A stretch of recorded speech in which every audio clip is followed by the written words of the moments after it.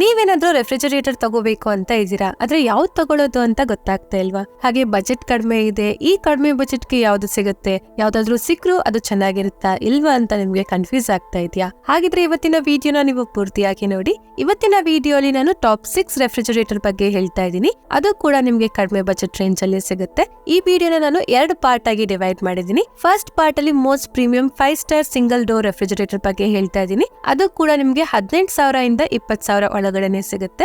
ಹಾಗೆ second part ಅಲ್ಲಿ most affordable 3 star double door refrigerators ಬಗ್ಗೆ ಹೇಳ್ತಾ ಇದ್ದೀನಿ. ಅದು ಕೂಡ ನಿಮ್ಗೆ 20,000 ಇಂದ 25,000 ಒಳಗಡೆ ಸಿಗುತ್ತೆ. ರೆಫ್ರಿಜರೇಟರ್ಸ್ ಬಗ್ಗೆ ಹೇಳೋಕ್ಕೂ ಮುಂಚೆ ಸಿಂಗಲ್ ಡೋರ್ ಹಾಗೆ ಡಬಲ್ ಡೋರ್ ಅಲ್ಲಿ ಏನು ಮೇಜರ್ ಡಿಫ್ರೆನ್ಸ್ ಇರುತ್ತೆ, ಹಾಗೆ ನೀವು ಯಾವ್ದನ್ನ ತಗೋಬೇಕು, ನಿಮ್ಗೆ ಯಾವ್ದು ಬೆಸ್ಟ್ ಇರುತ್ತೆ ಅಂತ ನಾವು ಅರ್ಥ ಮಾಡ್ಕೊಳ್ಳೋಣ.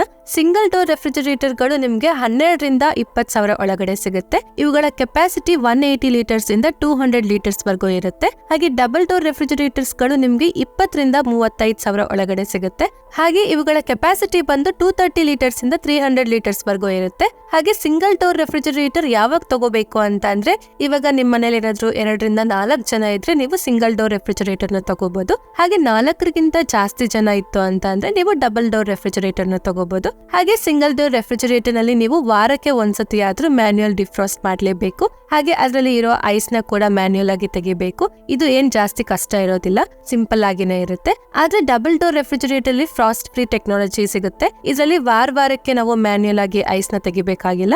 ಆದ್ರೆ ಸಿಂಗಲ್ ಡೋರ್ ರೆಫ್ರಿಜರೇಟರ್ಸ್ ಗಳಲ್ಲಿ 5 ಸ್ಟಾರ್ ನ ಮಾಡೆಲ್ಸ್ ಗಳು ಸಿಗುತ್ತೆ. ಆದ್ರೆ ಡಬಲ್ ಡೋರ್ ರೆಫ್ರಿಜರೇಟರ್ಸ್ ಗಳಲ್ಲಿ 3 ಸ್ಟಾರ್ ಮಾಡೆಲ್ಸ್ ಅಷ್ಟೇ ಸಿಗೋದು. ಹಾಗೆ ಸಿಂಗಲ್ ಡೋರ್ ರೆಫ್ರಿಜರೇಟರ್ಸ್ ಗಳು ವರ್ಷಕ್ಕೆ 200 ರಿಂದ 250 ರೂಪಾಯಿ ಎಲೆಕ್ಟ್ರಿಸಿಟಿನ ಕನ್ಸ್ಯೂಮ್ ಮಾಡುತ್ತೆ. ಡಬಲ್ ಡೋರ್ ರೆಫ್ರಿಜರೇಟರ್ಸ್ ಗಳು ವರ್ಷಕ್ಕೆ 300 ರಿಂದ 350 ರೂಪಾಯಿ ಎಲೆಕ್ಟ್ರಿಸಿಟಿನ ಕನ್ಸ್ಯೂಮ್ ಮಾಡುತ್ತೆ. ಹಾಗೆ ಸಿಂಗಲ್ ಡೋರ್ ಹಾಗೆ ಡಬಲ್ ಡೋರ್ ರೆಫ್ರಿಜರೇಟರ್ ಎರಡಕ್ಕೂ 1 ಇಯರ್ ವಾರಂಟಿ ಹಾಗೆ 10 ಇಯರ್ಸ್ ಕಂಪ್ರೆಸರ್ ವಾರಂಟಿ ಸಿಗುತ್ತೆ.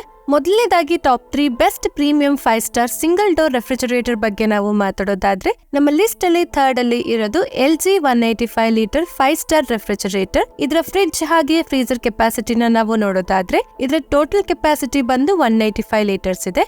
ಇದರಲ್ಲಿ 169 ಲೀಟರ್ ಫ್ರಿಡ್ಜ್ ಕೆಪಾಸಿಟಿ ಇದೆ, 16 ಲೀಟರ್ ಫ್ರೀಜರ್ ಕೆಪಾಸಿಟಿ ಇದೆ. ಇದನ್ನ ನಾವು ಇವಾಗ ನಮ್ಮ ಲಿಸ್ಟ್ ಅಲ್ಲಿ ಇರೋ ಸೆಕೆಂಡ್ ಹಾಗೆ ಫಸ್ಟ್ ಅಲ್ಲಿ ಇರೋ ರೆಫ್ರಿಜರೇಟರ್ ಗೆ ಕಂಪೇರ್ ಮಾಡಿ ನೋಡಿದಾಗ ತುಂಬಾ ಕಡಿಮೆ ಫ್ರಿಡ್ಜ್ ಹಾಗೆ ಫ್ರೀಜರ್ ಕೆಪಾಸಿಟಿನ ಹೊಂದಿದೆ. ನಿಮ್ಗೆ ಏನಾದ್ರೂ ಜಾಸ್ತಿ ಕೆಪಾಸಿಟಿ ಇರೋ ರೆಫ್ರಿಜರೇಟರ್ ಬೇಕು ಅಂತ ಇದ್ರೆ ನಮ್ಮ ಲಿಸ್ಟ್ ಅಲ್ಲಿ ಇರೋ ಸೆಕೆಂಡ್ ಹಾಗೆ ಫಸ್ಟ್ ಅಲ್ಲಿ ಇರೋ ರೆಫ್ರಿಜರೇಟರ್ ನ ನೀವು ತಗೋಬಹುದು.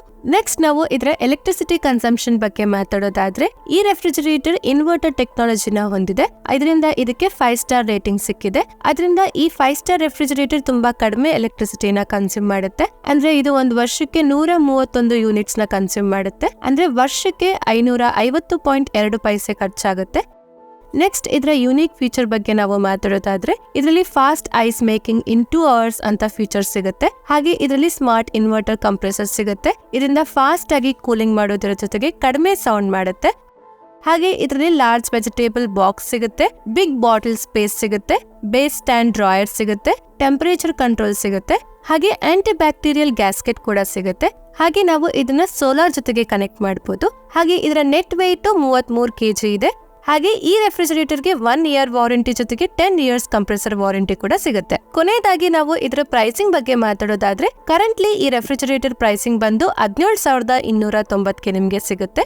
ನೆಕ್ಸ್ಟ್ ನಮ್ಮ ಲಿಸ್ಟ್ ಅಲ್ಲಿ ಸೆಕೆಂಡ್ ಅಲ್ಲಿ ಇರೋದು IFP 197 ಲೀಟರ್ 5 ಸ್ಟಾರ್ ರೆಫ್ರಿಜರೇಟರ್. ಇದರ ಫ್ರಿಡ್ಜ್ ಹಾಗೆ ಫ್ರೀಜರ್ ಕೆಪಾಸಿಟಿನ ನಾವು ನೋಡೋದಾದ್ರೆ, ಇದರ ಟೋಟಲ್ ಕೆಪಾಸಿಟಿ ಬಂದು 197 ಲೀಟರ್ಸ್ ಇದೆ. ಇದರಲ್ಲಿ 184 ಲೀಟರ್ ಫ್ರಿಡ್ಜ್ ಕೆಪಾಸಿಟಿ ಹಾಗೆ 13 ಲೀಟರ್ಸ್ ಫ್ರೀಜರ್ ಕೆಪಾಸಿಟಿ ಇದೆ. ಹಾಗೆ ಇದು ಆವರೇಜ್ ಫ್ರಿಡ್ಜ್ ಹಾಗೆ ಫ್ರೀಜರ್ ಕೆಪಾಸಿಟಿನ ಹೊಂದಿದೆ. ತುಂಬಾ ಜಾಸ್ತಿನೂ ಇಲ್ಲ ಹಾಗೆ ತುಂಬಾ ಕಡಿಮೆನೂ ಇಲ್ಲ. ನಿಮ್ಗೇನಾದ್ರೂ ಜಾಸ್ತಿ ಕೆಪಾಸಿಟಿ ಇರೋ ರೆಫ್ರಿಜರೇಟರ್ ಬೇಕು ಅಂತ ಇದ್ರೆ ನೀವು ನಮ್ಮ ಲಿಸ್ಟ್ ಅಲ್ಲಿ ಇರೋ ಫಸ್ಟ್ ಅಲ್ಲಿ ಇರೋ ರೆಫ್ರಿಜರೇಟರ್ ನ ನೀವು ತಗೋಬಹುದು.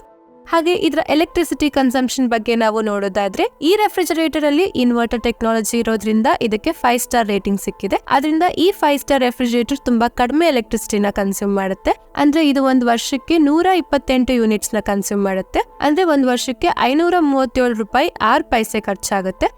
ನೆಕ್ಸ್ಟ್ ಇದರ ಯೂನಿಕ್ ಫೀಚರ್ ಬಗ್ಗೆ ಮಾತಾಡೋದಾದ್ರೆ, ಇದರಲ್ಲಿ fast icing technology in 30 minutes ಅಂತ ಫೀಚರ್ ಸಿಗುತ್ತೆ. ಹಾಗೆ ಇದರಲ್ಲಿನೂ ಸ್ಮಾರ್ಟ್ ಇನ್ವರ್ಟರ್ ಕಂಪ್ರೆಸರ್ ಸಿಗುತ್ತೆ. ಇದರಿಂದ ಫಾಸ್ಟ್ ಆಗಿ ಕೂಲಿಂಗ್ ಆಗೋದ್ರ ಜೊತೆಗೆ ಕಡಿಮೆ ಸೌಂಡ್ ಮಾಡುತ್ತೆ.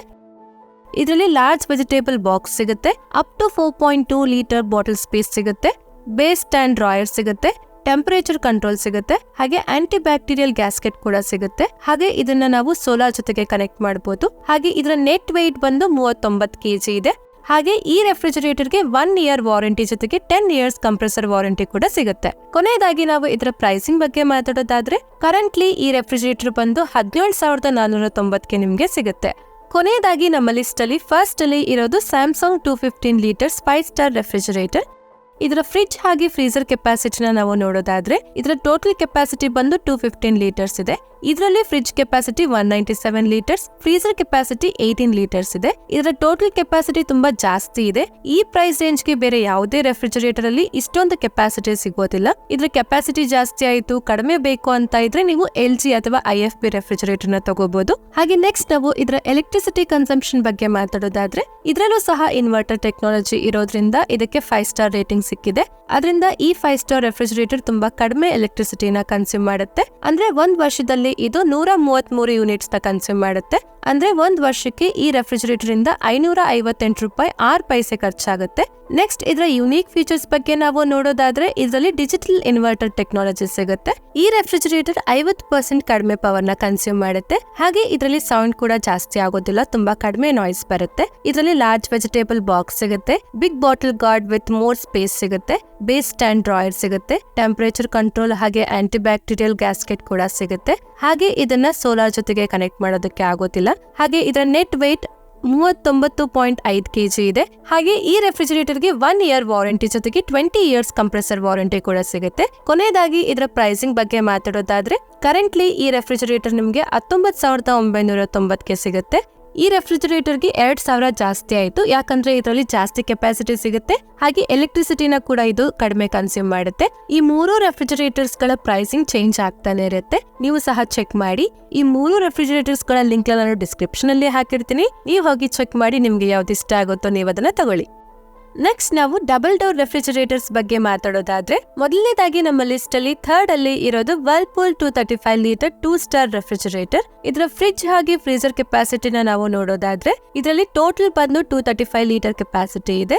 ಇದರಲ್ಲಿ 179 litre fridge capacity, 56 litre freezer capacity ಇದೆ. ಇದರಲ್ಲಿ ಆವರೇಜ್ ಫ್ರಿಡ್ಜ್ ಕೆಪಾಸಿಟಿ ಇದೆ, ತುಂಬಾ ಜಾಸ್ತಿನೂ ಇಲ್ಲ, ತುಂಬಾ ಕಡಿಮೆನೂ ಇಲ್ಲ. ಹಾಗೆ ಇವಾಗ ನಿಮ್ಗೆ ಏನಾದ್ರೂ ಇದು ಕಡಿಮೆ ಆಯ್ತು, ಜಾಸ್ತಿ ಕೆಪಾಸಿಟಿ ಇರೋ ರೆಫ್ರಿಜರೇಟರ್ ಬೇಕು ಅಂತ ಇದ್ರೆ ನಮ್ಮ ಲಿಸ್ಟ್ ಅಲ್ಲಿ ಸೆಕೆಂಡ್ ಅಲ್ಲಿ ಇರೋ ರೆಫ್ರಿಜರೇಟರ್ ನೀವು ತಗೋಬಹುದು. ನೆಕ್ಸ್ಟ್ ನಾವು ಇದರ ಎಲೆಕ್ಟ್ರಿಸಿಟಿ ಕನ್ಸಂಪ್ಷನ್ ಬಗ್ಗೆ ಮಾತಾಡೋದಾದ್ರೆ ಇದರಲ್ಲಿ ಸ್ಮಾರ್ಟ್ ಇನ್ವರ್ಟರ್ ಕಂಪ್ರೆಸರ್ ಟೆಕ್ನಾಲಜಿ ಇದೆ. ಇದರಿಂದ ಎಷ್ಟು ಕಡಿಮೆ ಎಲೆಕ್ಟ್ರಿಸಿಟಿನ ಕನ್ಸ್ಯೂಮ್ ಮಾಡಕ್ಕೆ ಆಗುತ್ತೋ ಅಷ್ಟು ಕಡಿಮೆ ಕನ್ಸ್ಯೂಮ್ ಮಾಡುತ್ತೆ. ಇದ್ರ ಜೊತೆಗೆ ಕಡಿಮೆ ಸೌಂಡ್ ಮಾಡುತ್ತೆ. ಹಾಗೆ ಇದು ಒಂದ್ ವರ್ಷಕ್ಕೆ 265 ಯೂನಿಟ್ಸ್ ನ ಕನ್ಸ್ಯೂಮ್ ಮಾಡುತ್ತೆ. ಅಂದ್ರೆ ಒಂದ್ ವರ್ಷಕ್ಕೆ 1,113 ರೂಪಾಯಿ ಖರ್ಚಾಗುತ್ತೆ. ನೆಕ್ಸ್ಟ್ ನಾವು ಇದರ ಯೂನಿಕ್ ಫೀಚರ್ಸ್ ಬಗ್ಗೆ ಮಾತಾಡೋದಾದ್ರೆ ಇದರಲ್ಲಿ get ice in up 85 minutes, ಹಾಗೆ 40% ಫಾಸ್ಟರ್ ಬಾಟಲ್ ಕೂಲಿಂಗ್, ಹಾಗೆ ಫ್ರೀಜರ್ -74°C ವರೆಗೂ ಕೋಲ್ಡ್ ಆಗುತ್ತೆ. ಹಾಗೆ ಇದರಲ್ಲಿ easy slide shelf, movable ice maker, all rounder cooling deodorizer, temperature control ಹಾಗೆ ಬ್ಯಾಕ್ಟೀರಿಯಲ್ ಗ್ಯಾಸ್ಕೆಟ್ ಸಿಗುತ್ತೆ. ಇದರ ನೆಟ್ ವೆಯ್ಟ್ ಬಂದು 48 kg ಇದೆ. ಹಾಗೆ ಈ ರೆಫ್ರಿಜರೇಟರ್ಗೆ 1 year ವಾರಂಟಿ ಹಾಗೆ 10 years ಕಂಪ್ರೆಸರ್ ವಾರಂಟಿ ಸಿಗುತ್ತೆ. ಕೊನೆಯದಾಗಿ ನಾವು ಇದರ ಪ್ರೈಸಿಂಗ್ ಬಗ್ಗೆ ಮಾತಾಡೋದಾದ್ರೆ ಕರೆಂಟ್ಲಿ ಈ ರೆಫ್ರಿಜರೇಟರ್ ನಿಮ್ಗೆ 22,990ಕ್ಕೆ ಸಿಗುತ್ತೆ. ನೆಕ್ಸ್ಟ್ ನಮ್ಮ ಲಿಸ್ಟ್ ಅಲ್ಲಿ ಸೆಕೆಂಡ್ ಅಲ್ಲಿ ಇರೋದು LG 242 ಲೀಟರ್ 3 ಸ್ಟಾರ್ ರೆಫ್ರಿಜರೇಟರ್. ಇದರ ಫ್ರಿಡ್ಜ್ ಹಾಗೆ ಫ್ರೀಜರ್ ಕೆಪಾಸಿಟಿನ ನಾವು ನೋಡೋದಾದ್ರೆ ಇದರಲ್ಲಿ ಟೋಟಲ್ ಕೆಪಾಸಿಟಿ ಬಂದು 242 ಲೀಟರ್ ಇದೆ.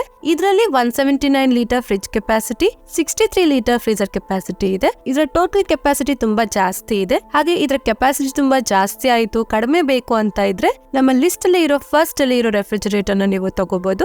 ನೆಕ್ಸ್ಟ್ ನಾವು ಇದರ ಎಲೆಕ್ಟ್ರಿಸಿಟಿ ಕನ್ಸಂಪ್ಷನ್ ಬಗ್ಗೆ ಮಾತಾಡೋದಾದ್ರೆ ಇದರಲ್ಲಿ ಕೂಡ ಸ್ಮಾರ್ಟ್ ಇನ್ವರ್ಟರ್ ಕಂಪ್ರೆಸರ್ ಟೆಕ್ನಾಲಜಿ ಸಿಗುತ್ತೆ. ಇದರಿಂದ ಕಡಿಮೆ ಕರೆಂಟ್ ಯೂಸ್ ಆಗುತ್ತೆ. ಹಾಗೆ ಇದು ಒಂದ್ ವರ್ಷಕ್ಕೆ 232 ಯೂನಿಟ್ಸ್ ನ ಕನ್ಸ್ಯೂಮ್ ಮಾಡುತ್ತೆ. ಅಂತಂದ್ರೆ ನಿಮ್ಗೆ ಒಂದ್ ವರ್ಷಕ್ಕೆ 974 ಪೈಸೆ ಖರ್ಚಾಗುತ್ತೆ. ನೆಕ್ಸ್ಟ್ ಇದರ ಯೂನಿಕ್ ಫೀಚರ್ಸ್ ಬಗ್ಗೆ ನಾವು ನೋಡೋದಾದ್ರೆ ಇದರಲ್ಲಿ ಡಬಲ್ ಡೋರ್ ಕೂಲಿಂಗ್ ಪ್ಲಸ್ ಹಾಗೆ ಸ್ಮಾರ್ಟ್ ಇನ್ವರ್ಟರ್ ಕಂಪ್ರೆಸರ್ ಅಂತಹ ಫೀಚರ್ಸ್ ಗಳು ಸಿಗುತ್ತೆ. ಹಾಗೆ ಇದು ತುಂಬಾ ಕಡಿಮೆ ಸೌಂಡ್ ಮಾಡುತ್ತೆ. ಹಾಗೆ ಇದರಲ್ಲಿ vegetable box, movable ice maker, deodorizer, smart diagnosis, temperature control ಹಾಗೆ ಬ್ಯಾಕ್ಟೀರಿಯಲ್ ಗ್ಯಾಸ್ಕೆಟ್ ಸಿಗುತ್ತೆ. ಇದರ ನೆಟ್ ವೆಯ್ಟ್ ಬಂದು 51 kg ಇದೆ. ಈ ರೆಫ್ರಿಜರೇಟರ್ಗೆ 1 year ವಾರಂಟಿ ಹಾಗೆ 10 years ಕಂಪ್ರೆಸರ್ ವಾರಂಟಿ ಸಿಗುತ್ತೆ.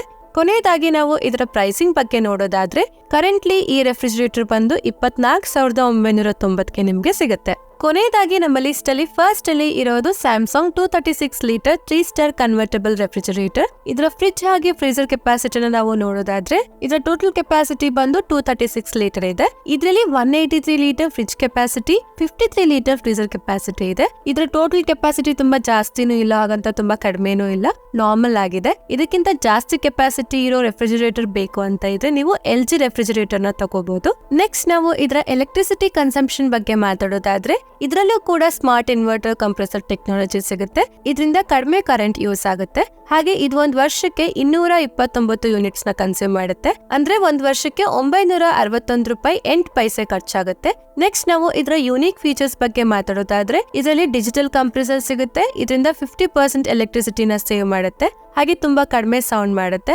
ಹಾಗೆ ಇದರಲ್ಲಿ easy side shelf, movable ice maker, all rounder cooling, deodorizer, solar connectivity, large vegetable box, big bottle guard ಹಾಗೆ ಆಂಟಿ ಬ್ಯಾಕ್ಟೀರಿಯಲ್ ಗ್ಯಾಸ್ಕೆಟ್ ಸಿಗುತ್ತೆ. ಇದರ ನೆಟ್ weight ಬಂದು 48 kg ಇದೆ. ಈ ರೆಫ್ರಿಜರೇಟರ್ಗೆ 1 ಇಯರ್ ವಾರಂಟಿ ಹಾಗೆ 20 ಇಯರ್ಸ್ ಕಂಪ್ರೆಸರ್ ವಾರಂಟಿ ಸಿಗುತ್ತೆ. ಕೊನೆಯದಾಗಿ ನಾವು ಇದರ ಪ್ರೈಸಿಂಗ್ ಬಗ್ಗೆ ಮಾತಾಡೋದಾದ್ರೆ ಕರೆಂಟ್ಲಿ ಈ ರೆಫ್ರಿಜರೇಟರ್ ಬಂದು 26,990ಕ್ಕೆ ನಿಮ್ಗೆ ಸಿಗುತ್ತೆ. ಈ ರೆಫ್ರಿಜರೇಟರ್ಗೆ 2,000 ಎಕ್ಸ್ಟ್ರಾ ಪೇ ಮಾಡಿದ್ರೆ ನಿಮ್ಗೆ ಕನ್ವರ್ಟಬಲ್ ರೆಫ್ರಿಜರೇಟರ್ ಸಿಗುತ್ತೆ. ಅಂದ್ರೆ ಇದರಲ್ಲಿ ಇರೋ ಫ್ರೀಜರ್ ನ ಫ್ರಿಡ್ಜ್ ಆಗಿ ಕನ್ವರ್ಟ್ ಮಾಡಬಹುದು. ಇದರಿಂದ ಸ್ವಲ್ಪ ಎಕ್ಸ್ಟ್ರಾ ಸ್ಪೇಸ್ ಕೂಡ ಸಿಗುತ್ತೆ. ಈ 2,000 ಎಕ್ಸ್ಟ್ರಾ ಪೇ ಮಾಡೋದು ನಿಜವಾಗಿ ವರ್ತ್ ಇದೆ. ಇಷ್ಟ ಆದ್ರೆ ತಗೊಳ್ಳಿ. ಈ 3 ರೆಫ್ರಿಜರೇಟರ್ ಲಿಂಕ್ಸ್ ನಾನು ಡಿಸ್ಕ್ರಿಪ್ಷನ್ ಅಲ್ಲೇ ಹಾಕಿರ್ತೀನಿ. ನೀವು ಚೆಕ್ ಮಾಡಿ ನಿಮ್ಗೆ ಯಾವ್ದು ಬೆಸ್ಟ್ ಅಂತ ಅನ್ಸುತ್ತೋ ನೀವು ಅದನ್ನ ಪರ್ಚೇಸ್ ಮಾಡಿ. ಈ ವಿಡಿಯೋ ಇಂದ ನಿಮ್ಗೆ ಸ್ವಲ್ಪನಾದ್ರೂ ಹೆಲ್ಪ್ ಆಗಿದ್ರೆ ಲೈಕ್ ಮಾಡಿ, ನಮ್ಮ ಚಾನಲ್ಗೆ ಸಬ್ಸ್ಕ್ರೈಬ್ ಆಗಿ ನನಗೆ ಸಪೋರ್ಟ್ ಮಾಡಿ. ಹಾಗೆ ನಿಮ್ಗೆ ಯಾವುದೇ ಡೌಟ್ ಇದ್ರೂ ನೀವು ಕಮೆಂಟ್ ಮಾಡಿ ಕೇಳಿ. ಈ ವಿಡಿಯೋನ ನಿಮ್ಮ ಫ್ರೆಂಡ್ಸ್ ಹಾಗೆ ಫ್ಯಾಮಿಲಿ ಅವ್ರಿಗೆ ಶೇರ್ ಮಾಡಿ. ಧನ್ಯವಾದಗಳು. Thank you for watching. Next video ಸಿಗೋಣ. ಅಲ್ಲಿವರೆಗೂ ಕಾಯ್ತಾ ಇರಿ. ಬಾಯ್ ಬಾಯ್.